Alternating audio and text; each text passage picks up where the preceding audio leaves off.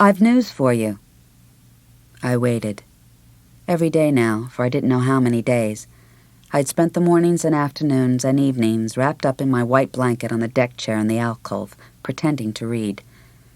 I had a dim notion that Dr. Nolan was allowing me a certain number of days, and then she would say just what Dr. Gordon had said. "I'm sorry. You don't seem to have improved. I think you better have some shock treatments." "What?" I said dully and braced myself. "You're not to have any more visitors for a while." I stared at Dr. Nolan in surprise. "Why, that's wonderful." "I thought you'd be pleased," she smiled. Then I looked, and Dr. Nolan looked, at the wastebasket beside my bureau.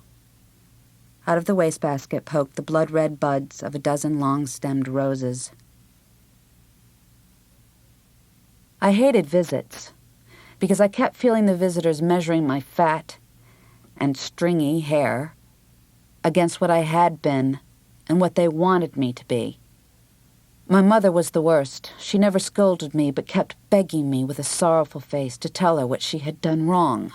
She said she was sure the doctors thought that she had done something wrong because they asked her a lot of questions about my toilet training, and I had been perfectly trained at a very early age and given her no trouble whatsoever. That afternoon, my mother had brought me the roses. "Save them for my funeral," I said. My mother's face puckered, and she looked ready to cry. "But Esther, don't you remember what day it is today?" "No. I thought it might be St. Valentine's Day." "It's your birthday." And that was when I had dumped the roses in the wastebasket. That was a silly thing for her to do, I said to Dr. Nolan. Dr. Nolan nodded. She seemed to know what I meant. "I hate her," I said, and waited for the blow to fall. But Dr. Nolan only smiled at me, as if something had pleased her very, very much, and said, "I suppose you do." "You're a lucky girl today." "Why am I lucky?" "Well, I'm not sure if you're supposed to know yet, but today you're moving to Belsize." The nurse looked at me expectantly. "Belsize," I said. "I can't go there." "Why not?" "I'm not ready. I'm not well enough." "Of course you're well enough. They wouldn't be moving you if you weren't well enough." After the nurse left, I tried to puzzle out this new move on Dr. Nolan's part. What was she trying to prove? I hadn't changed. Nothing had changed. And Belsize was the best house of all. From Belsize, people went back to work and back to school and back to their homes. Joan would be at Belsize. Joan with her physics books and her golf clubs and her badminton rackets and her breathy voice. Joan, marking the gulf between me and the nearly well ones. Ever since Joan left Kaplan, I'd followed her progress through the asylum grapevine. Joan had walk privileges. Joan had shopping privileges. Joan had town privileges. I gathered all my news of Joan into a little bitter heap, though I received it with surface gladness. Joan was the beaming double of my old best self, specially designed to follow and torment me. Perhaps Joan would be gone when I got to Belsize. At least at Belsize, I could forget about shock treatments. At Kaplan, a lot of the women had shock treatments. I could tell which ones they were, because they didn't get their breakfast trays with the rest of us. They had their shock treatments while we breakfasted in our rooms, and then they came into the lounge, quiet and extinguished, led like children by the nurses, and ate their breakfasts there. Each morning when I heard the nurse knock with my tray, an immense relief flooded through me because I knew I was out of danger for that day. Piano music sounded from the end of the hall. At supper I had sat quietly, listening to the chatter of the Belsize women. They were all fashionably dressed and carefully made up, and several of them were married. Some of them had been shopping downtown, and others had been out visiting with friends, and all during supper they kept tossing back and forth these private jokes. At the opposite end of the room, Joan was wolfing her Spam and broiled tomato with great appetite. She seemed perfectly at home among these women and treated me coolly with a slight sneer like a dim and inferior acquaintance. I had gone to bed right after supper, but then I heard the piano music and pictured Joan and Dee and Lubell laughing and gossiping about me in the living room behind my back. I decided to put a lid on their nasty talk. Draping my blanket loosely around my shoulders like a stole, I wandered down the hall toward the light and the gay noise.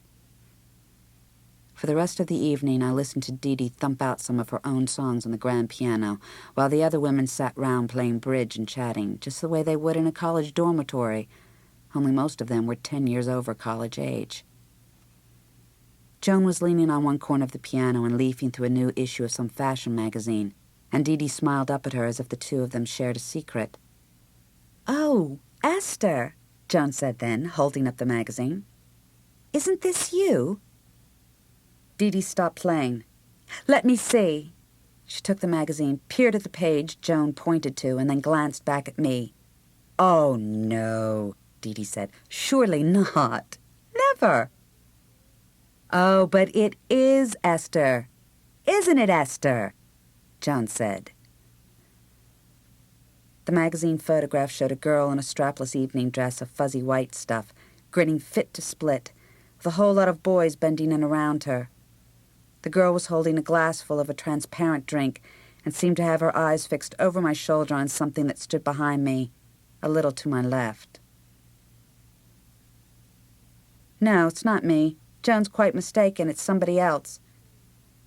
"Oh, say it's you," Dee cried.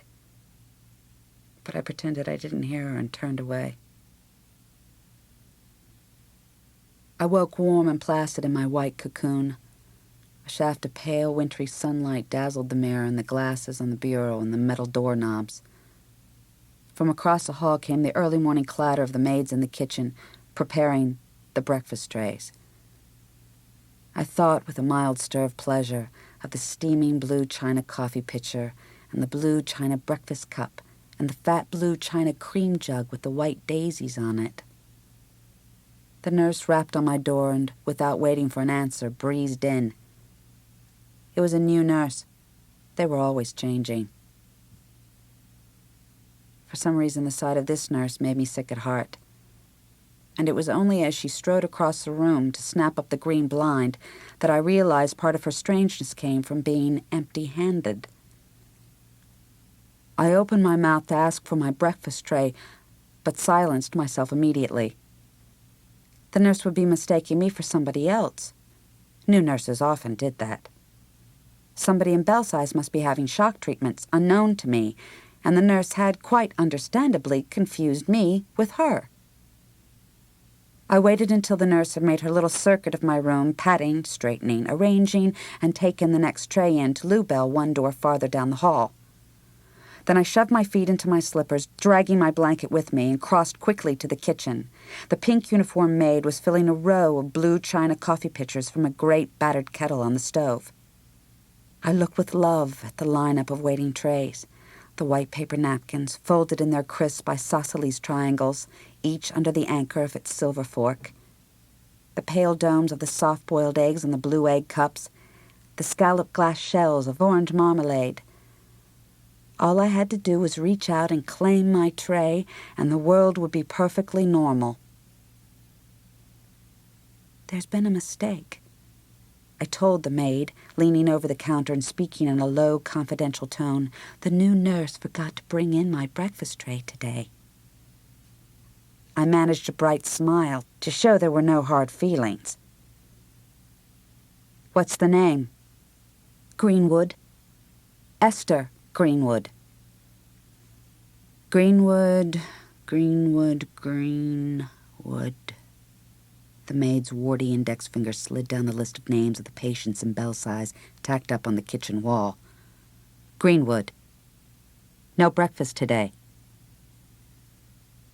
I caught the rim of the counter with both hands. "There must be a mistake. Are you sure it's Greenwood?" "Greenwood," the maid said decisively as a nurse came in. The nurse looked questioningly from me to the maid. "Miss Greenwood wanted her tray," the maid said, avoiding my eyes. "Oh," the nurse smiled at me. "You'll be getting your tray later on this morning, Miss Greenwood. But I didn't wait to hear what the nurse said. I strode blindly out into the hall, not to my room, because that was where they would come to get me, but to the alcove, greatly inferior to the alcove at Kaplan, but an alcove, nevertheless, in a quiet corner of the hall. I curled up in the far corner with the blanket over my head. It wasn't the shock treatment that struck me so much as the bare-faced treachery of Dr. Nolan. I liked Dr. Nolan. I loved her. I'd given her my trust on a platter and told her everything, and she had promised faithfully to warn me ahead of time if ever I had to have another shock treatment. The nurse bent over me and called my name. I pulled away and crouched farther into the corner. The nurse disappeared. I knew she would return in a minute with 2 burly men attendants, and they would bear me, howling and hitting, past the smiling audience now gathered in the lounge. Dr. Nolan put her arm around me and hugged me like a mother. "You said you'd tell me!" I shouted at her through the disheveled blanket. "But I am telling you," Dr. Nolan said. "I've come specially early to tell you, and I'm taking you over myself." I peered at her through swollen lids. "Why didn't you tell me last night?" "I only thought it would keep you awake. If I'd known—" "You said you'd tell me!" "Listen, Esther," Dr. Nolan said. "I'm going over with you. I'll be there the whole time, so everything will happen right, the way I promised. I'll be there when you wake up, and I'll bring you back again." I looked at her. She seemed very upset. I waited a minute, then I said, "Promise you'll be there?" "I promise." Dr. Nolan took out a white handkerchief and wiped my face. Then she hooked her arm in my arm, like an old friend, and helped me up, and we started down the hall. My blanket tangled about my feet, so I let it drop, but Dr. Nolan didn't seem to notice. We passed Joan coming out of her room, and I gave her a meaning, disdainful smile, and she ducked back and waited until we had gone by. Then Dr. Nolan unlocked a door at the end of the hall and led me down a flight of stairs into the mysterious basement corridors that linked, in an elaborate network of tunnels and burrows, all the various buildings of the hospital. The walls were bright, white lavatory tile with bald bulbs set at intervals in the black ceiling. Stretchers and wheelchairs were beached here and there against the hissing, knocking pipes that ran and branched in an intricate nervous system along the glittering walls. I hung on to Dr. Nolan's arm like death, and every so often she gave me an encouraging squeeze. Finally, we stopped at a green door with electrotherapy printed on it in black letters. I held back, and Dr. Nolan waited. Then I said, "Let's get it over with." And we went in. At last, a tall, cadaverous woman in a white smock entered the room from an inner door. "Good morning, Dr. Nolan," the woman said, putting her arm around my shoulders. "Is this Esther?" "Yes, Miss Huey. Esther, this is Miss Huey. She'll take good care of you. I've told her about you." I thought the woman must be 7 feet tall. She bent over me in a kind way. "I think we can take you right away, Esther," Miss Huey said. So, with Miss Huey's arm around my shoulder and Dr. Nolan following, I moved into the next room. Through the slits of my eyes, which I didn't dare open too far, lest the full view strike me dead, I saw the high bed with its white, drum-tight sheet, and the machine behind the bed, and the masked person, I couldn't tell whether it was a man or a woman, behind the machine, and other masked people flanking the bed on both sides. Miss Huey helped me climb up and lie down on my back. "Talk to me," I said. Miss Huey began to talk in a low, soothing voice, smoothing the salve on my temples and fitting the small electric buttons on either side of my head. "You'll be perfectly all right. You won't feel a thing. Just bite down." And she said something on my tongue, and in panic I bit down. And darkness wiped me out, like chalk on a blackboard. "Esther?" I woke out of a deep, drenched sleep. and the first thing I saw was Dr. Nolan's face swimming in front of me and saying, "Esther? Esther?" I rubbed my eyes with an awkward hand. Behind Dr. Nolan, I could see the body of a woman wearing a rumpled black and white checked robe and flung out on a cot as if dropped from a great height. But before I could take in any more, Dr. Nolan led me through a door into a fresh, blue-skied air. All the heat and fear had purged itself. I felt surprisingly at peace. The bell jar hung, suspended, a few feet above my head. I was open to the circulating air. "It was like I told you it would be, wasn't it?" said Dr. Nolan as we walked back to Belsize together through the crunch of brown leaves. "Yes." "Well, it will always be like that," she said firmly.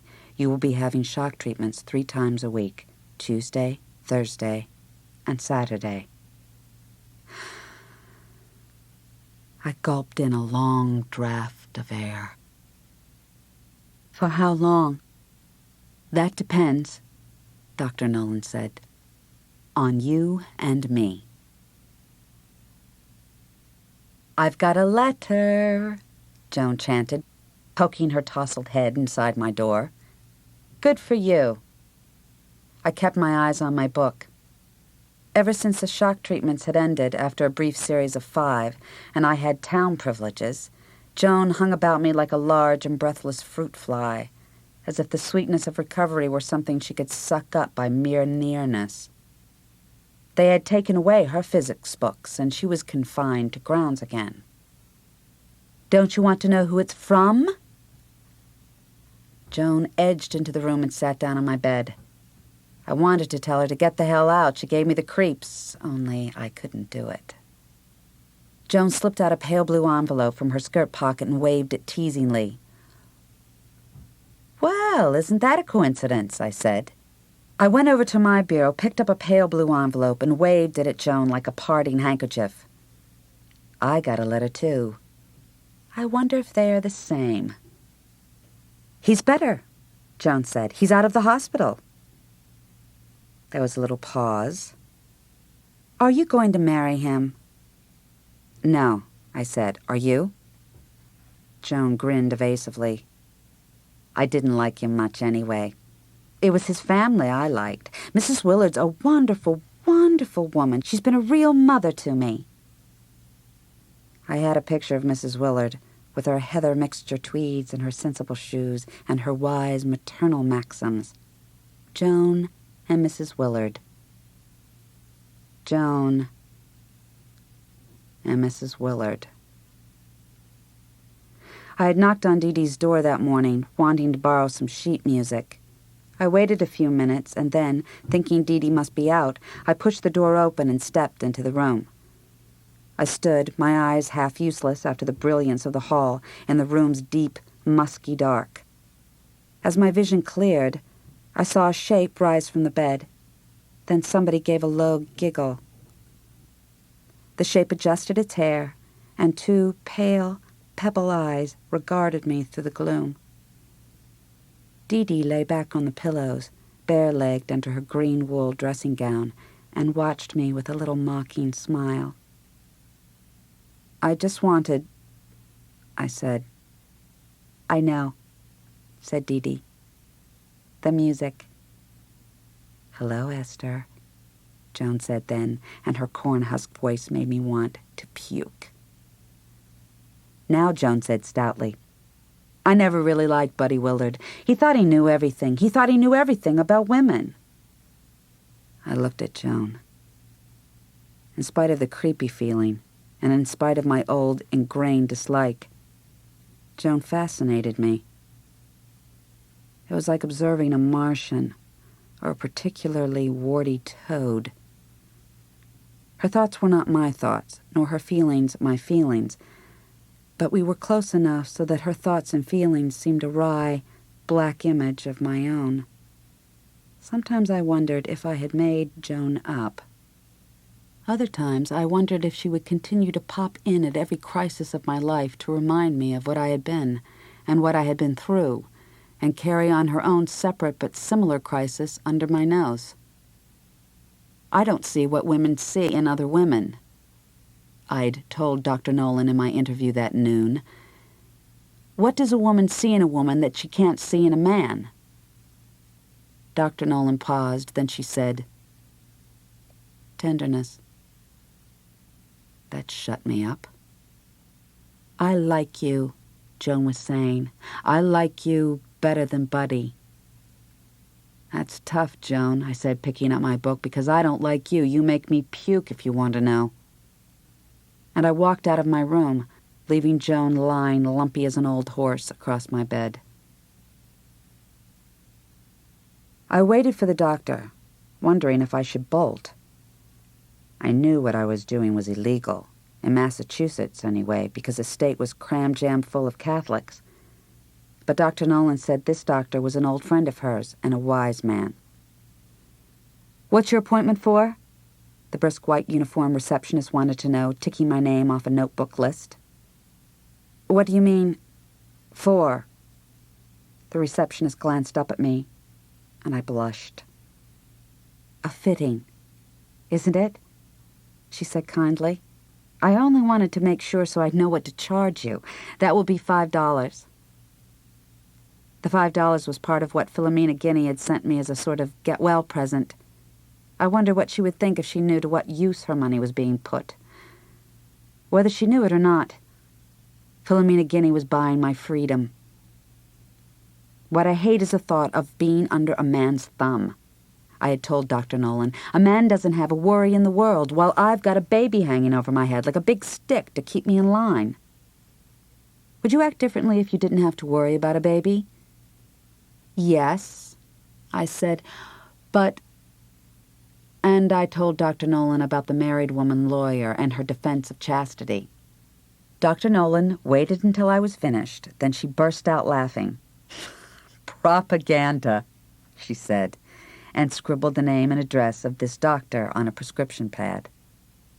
I smelt a mingling of pablum and sour milk and salt cod stinky diapers, and felt sorrowful and tender. How easy having babies seemed to the women around me. Why was I so unmaternal and apart? Why couldn't I dream of devoting myself to baby after fat, puling baby? If I had to wait on a baby all day, I would go mad. I looked at the baby in the lap of the woman opposite. It held its little wobbly head up on its shoulders. It didn't seem to have a neck. It observed me with a wise, platonic expression. The baby's mother smiled and smiled, holding that baby as if it were the first wonder of the world. I watched the mother and the baby for some clue to their mutual satisfaction. But before I had discovered anything, the doctor called me in. You'd like a fitting, he said cheerfully. I climbed up on the examination table thinking, I am climbing to freedom. Freedom from fear. Freedom from marrying the wrong person like Buddy Willard just because of sex. Freedom from the Florence Crittenden homes, where all the poor girls go who should have been fitted out like me, because what they did, they would do anyway, regardless.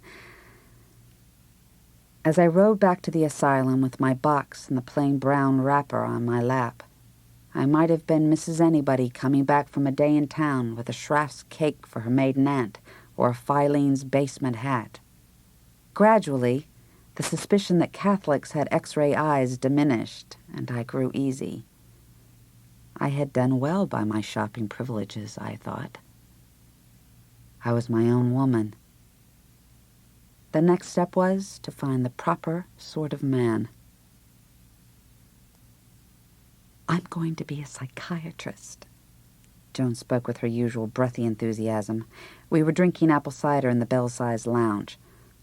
Oh, I said dryly, that's nice. I've had a long talk with Dr. Quinn, and she thinks it's perfectly possible. Dr. Quinn was Joan's psychiatrist, a bright, shrewd, single lady. I'm going to live out now. I tuned in on Joan then. Where? I demanded, trying to hide my envy. Dr. Nolan said my college would take me back for the second semester on her recommendation and Philomena Guinea's scholarship, but as the doctors vetoed my living with my mother in the interim, I was staying on at the asylum until the winter term began. Even so, I felt it unfair of Joan to beat me through the gates. I'm living in Cambridge with Nurse Kennedy. Her roommate's just got married and she needs someone to share the apartment. Cheers. I raised my apple cider glass and we clinked. In spite of my profound reservations, I thought I would always treasure Joan. It was as if we had been forced together by some overwhelming circumstance, like war or plague, and shared a world of our own. I suppose you have lots and lots of affairs in Cambridge, I told Irwin cheerily. I seem, Irwin admitted with a small, modest smile, to get on with the ladies. I had called Dr. Nolan from a payphone at the restaurant and asked for permission to stay overnight in Cambridge with Joan. Of course, I had no idea whether Irwin would invite me back to his apartment after dinner or not. I tipped back my head and poured down a glass of Nuit Saint-Georges. You do like wine, Irwin observed. Only Nuit Saint-Georges. I imagine him with the dragon. Irwin reached for my hand. I felt the first man I slept with must be intelligent, so I would respect him. Irwin was a full professor at 26 and had the pale, hairless skin of a boy genius. I also needed someone quite experienced to make up for my lack of it, and Irwin's ladies reassured me on this head. Then, to be on the safe side, I wanted somebody I didn't know and wouldn't go on knowing, a kind of impersonal, priest-like official, as in the tales of tribal rites. Ever since I'd learned about the corruption of Buddy Willard, my virginity weighed like a millstone around my neck. It had been of such enormous importance to me for so long that my habit was to defend it at all costs. I had been defending it for 5 years, and I was sick of it. It was only as Irwin swung me into his arms back at the apartment and carried me wine-dazed and limp into the pitch-black bedroom that I murmured, "You know, Irwin, I think I ought to tell you. I'm a virgin." Irwin laughed and flung me down on the bed. A few minutes later, an exclamation of surprise revealed that Irwin hadn't really believed me. I thought how lucky it was I had started practicing birth control during the day, because in my whiny state that night I would never have bothered to perform the delicate and necessary operation. I lay, wrapped and naked, on Irwin's rough blanket, waiting for the miraculous change to make itself felt. But all I felt was a sharp, startlingly bad pain. "It hurts," I said. "Is it supposed to hurt?" Irwin didn't say anything. Then he said, "Sometimes it hurts." After a while, Irwin got up and went into the bathroom, and I heard the rushing of shower water. I wasn't sure if Irwin had done what he'd planned to do, or if my virginity had obstructed him in some way. I wanted to ask him if I was still a virgin, but I felt too unsettled.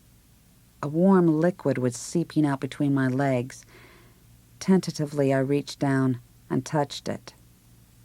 When I held my hand up to the light streaming in from the bathroom, my fingertips looked black. "Irwin," I said nervously, "bring me a towel." Irwin strolled back, a bath towel knotted around his waist, and tossed me a second, smaller towel. I pushed the towel between my legs. "I'm bleeding," I announced, sitting up with a start. "Oh, that often happens," Irwin reassured me. "You'll be all right." Then the stories of blood-stained bridal sheets and capsules of red ink bestowed on already deflowered brides floated back to me. I wondered how much I would bleed and lay down, nursing the towel. It occurred to me that the blood was my answer. I couldn't possibly be a virgin anymore. I smiled into the dark. I felt part of a great tradition. Surreptitiously, I applied a fresh section of white towel to my wound, thinking that as soon as the bleeding stopped, I would take the late trolley back to the asylum. I wanted to brood over my new condition in perfect peace. But the towel came away black and dripping. "I think I better go home," I said faintly. "Surely not so soon." "Yes, I think I better." I asked if I could borrow Erwin's towel and packed it between my thighs as a bandage. Then I pulled on my sweaty clothes. Erwin offered to drive me home, but I didn't see how I could let him drive me to the asylum. So I dug in my pocketbook for Joan's address. Erwin knew the street and went out to start the car. I was too worried to tell him I was still bleeding. But as Erwin drove me through the barren, snow-banked streets, I felt the warm seepage let itself through the dam of the towel on my skirt and onto the car seat. Joan opened the door with an expression of glad surprise. I shut the door and leaned back against it, feeling the blood drain from my face in one spectacular flush. "Why, Esther," Joan said, "what on earth's the matter?" I wondered when Joan would notice the blood trickling down my legs and oozing, stickily, into each black patent leather shoe.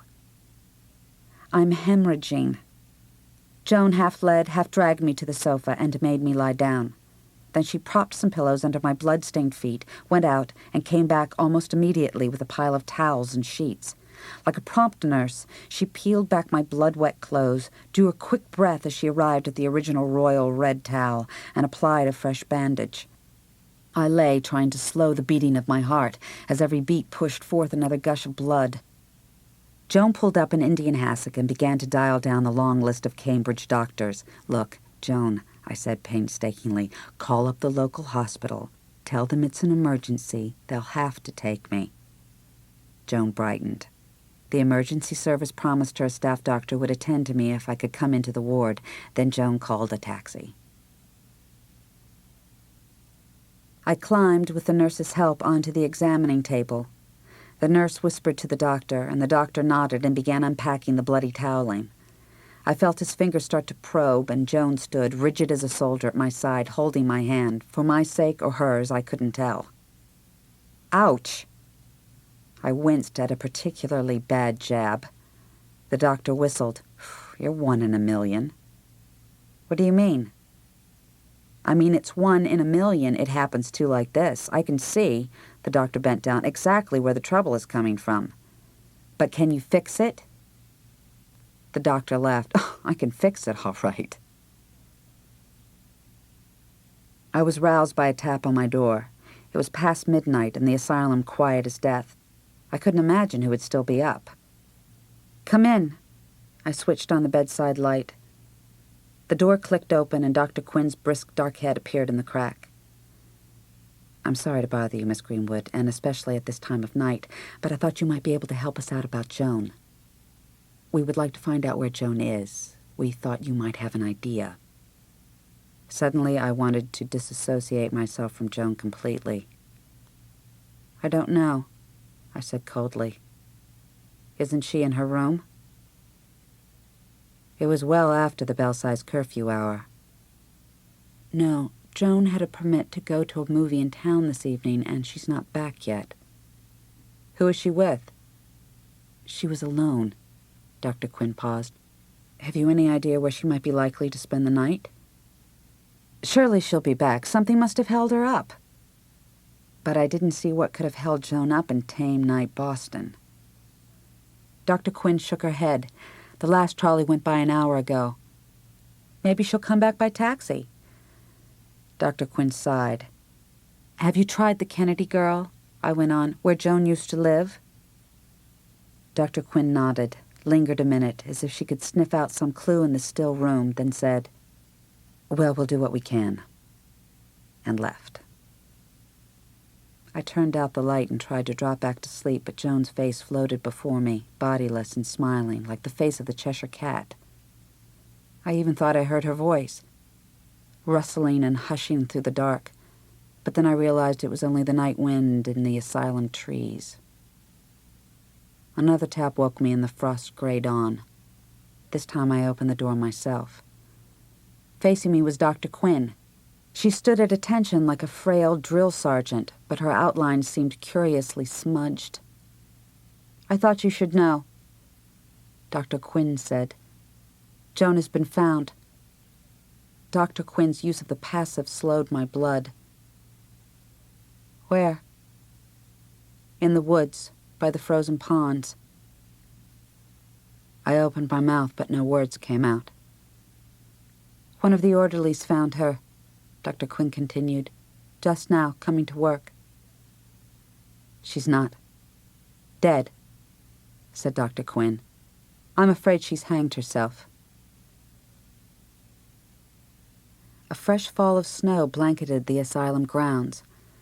Not a Christmas sprinkle, but a man-high January deluge, the sort that snuffs out schools and offices and churches and leaves, for a day or more, a pure blank sheet in place of memo pads, date books, and calendars.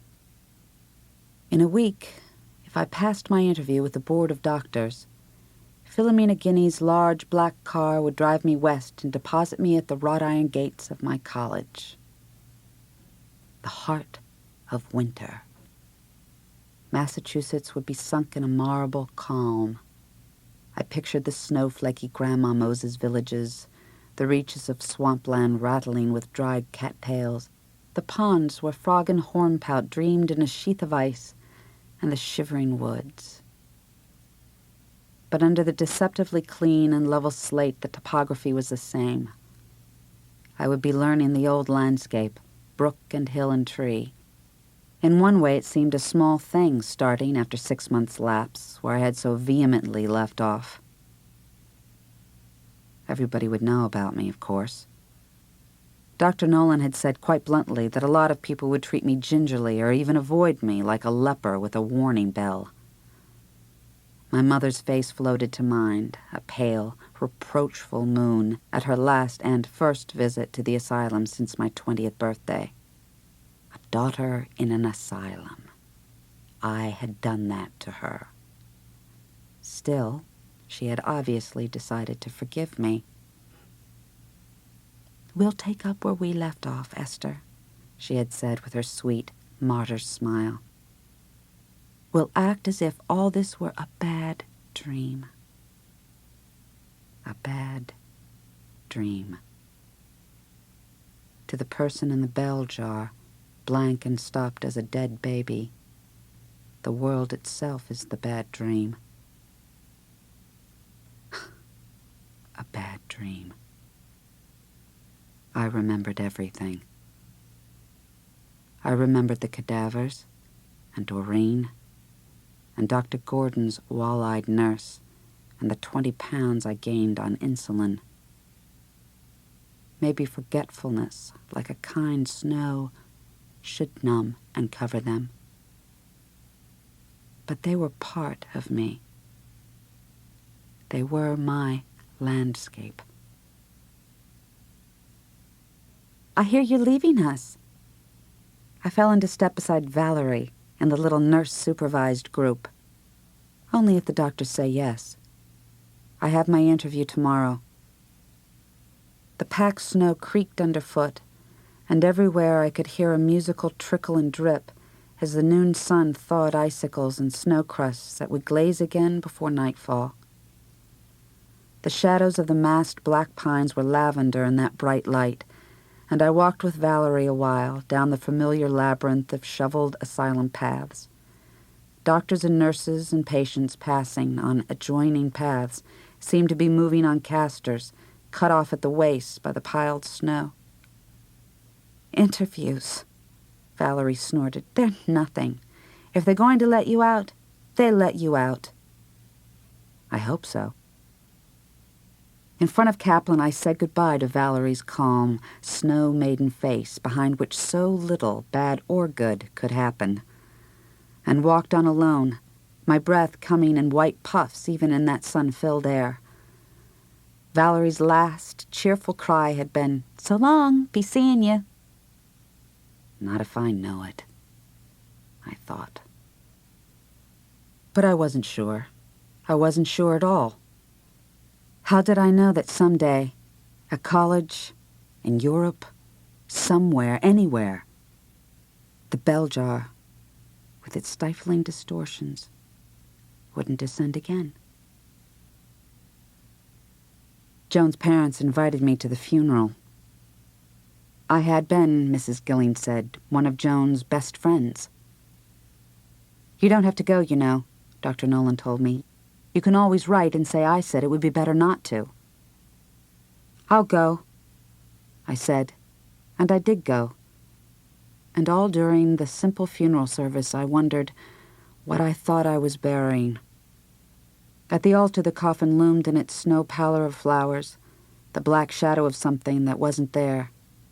Then, behind the coffin and the flowers and the face of the minister and the faces of the mourners, I saw the rolling lawns of our town cemetery, knee-deep in snow now, with the tombstones rising out of it like smokeless chimneys. There would be a black 6-foot deep gap hacked in the hard ground. That shadow would marry this shadow, and the peculiar yellowish soil of our locality seal the wound in the whiteness, and yet another snowfall erase the traces of newness in Joan's grave. I took a deep breath and listened to the old brag of my heart. I am. I am. I am. The doctors were having their weekly board meeting. Old business, new business, admissions, dismissals, and interviews.